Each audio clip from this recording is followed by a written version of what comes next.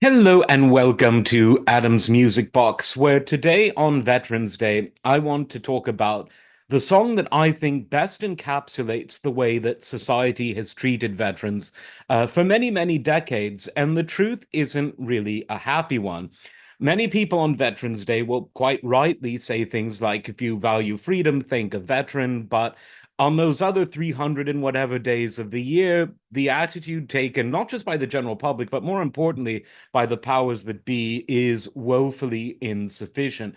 And this song captures the hypothetical but very realistic, hyper realistic, in fact, story of a veteran, a fictitious veteran, but one whose story is sadly typical, called Sam Stone.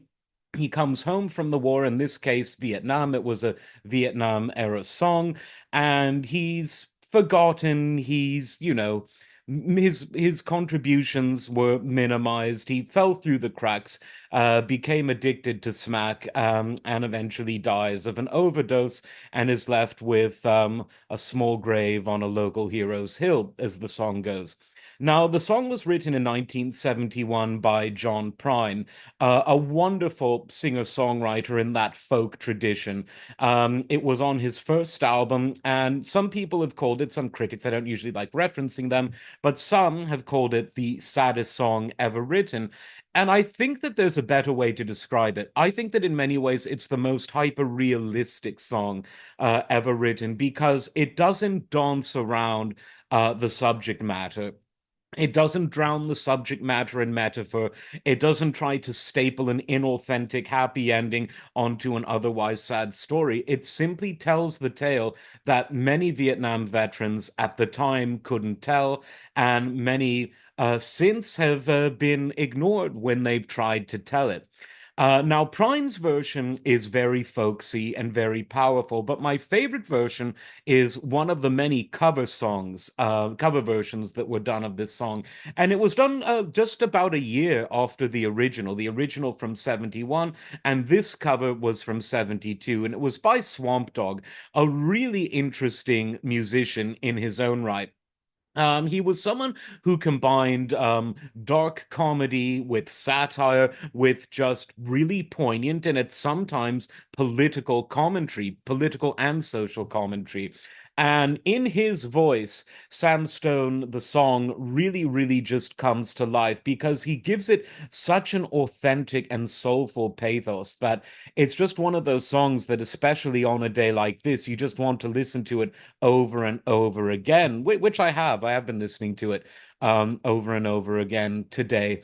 And it really makes you think because, unlike other days, like Memorial Day, for instance, Veterans Day, and in other countries it's Armistice Day, but it's the same day.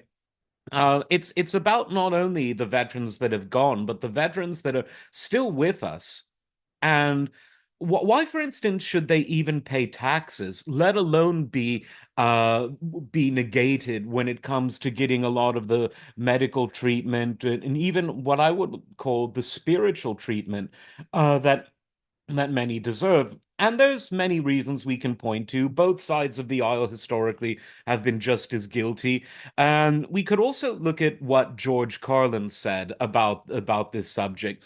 In the First World War, the Great War of 1914 to 1918, which is the origin of this day, the 11th hour of the 11th day of the 11th month in 1918.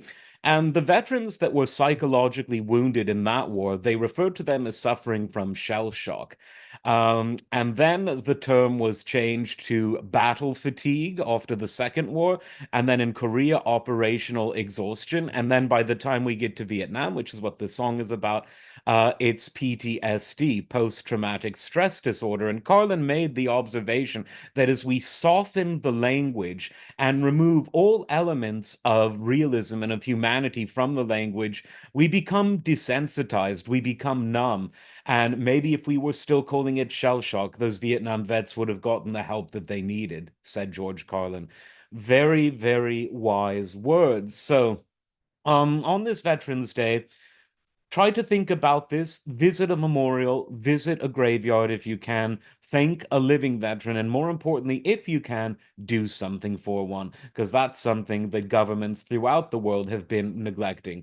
Very eager to send them to war, very reticent to help them when they come back, at least in many cases. Like, subscribe. We'll see you next time. Take care.